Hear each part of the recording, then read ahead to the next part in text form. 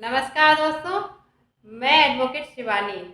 दोस्तों, आज हमारे पास एक केस आया था जिसमें एक लड़की के साथ उसके ससुराल पक्ष से बहुत ही मारपीट की गई।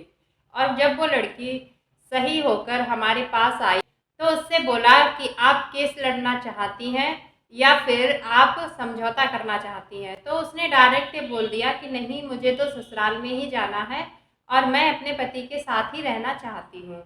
तो आज मैं आपको बताऊंगी कि ऐसी स्थिति में आप किस ऑर्डर के किस सेक्शन के अकॉर्डिंग अपने ससुराल में स्वतंत्र और सुरक्षित रह सकते हैं। जैसे कि उस लड़की को इतना मारा पीटा गया था ससुराल में कि उससे बेहोशी की हालत में उसके मायके वालों ने एडमिट करवाया था हॉस्पिटल में, और वहाँ से उसकी एफआईआर दर्ज हुई और जिसमें उन्हें 351, 110 दो सेक्शन लगाए गए बीएनएसएस एक्ट के, जिसके अकॉर्डिंग उन्होंने लिखा है, सिर्फ 2 लाइन की एफआईआर उन्होंने दर्ज की है। सिर्फ इतना कहा है कि उसे हत्या करने के उद्देश्य से उसे ही मारा गया था, उसकी इतनी चोटें थीं।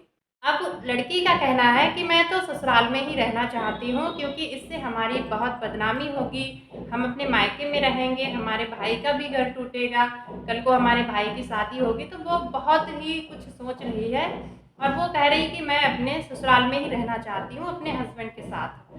तो अब उसके माता पिता को ये डर है कि हमारी बच्ची जिसके साथ इतनी मारपीट हो चुकी है, जो आज जिंदा है, कहीं उसे दोबारा मार ना दिया जाए।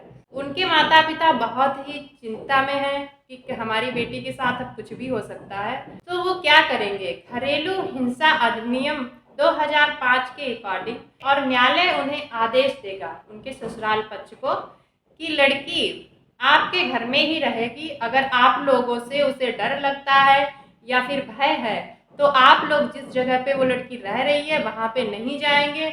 लड़की का पूरा भरण पोषण ससुराल पक्ष को ही करना पड़ेगा, यानी पति को ही करना पड़ेगा। उसे रहने के लिए जगह भी देनी होगी। तो आप कोर्ट द्वारा अपने ससुराल में स्वतंत्र और सुरक्षित रह सकते हैं। कैसी लगी आपको हमारी ये जानकारी? कमेंट में ज़रूर बताइएगा। और यदि आपके मन में कोई भी डाउट है तो आप हमें कमेंट कीजिएगा, हम ज़रूर आपके डाउट को क्लियर करेंगे। मिलते हैं नेक्स्ट वीडियो में। धन्यवाद।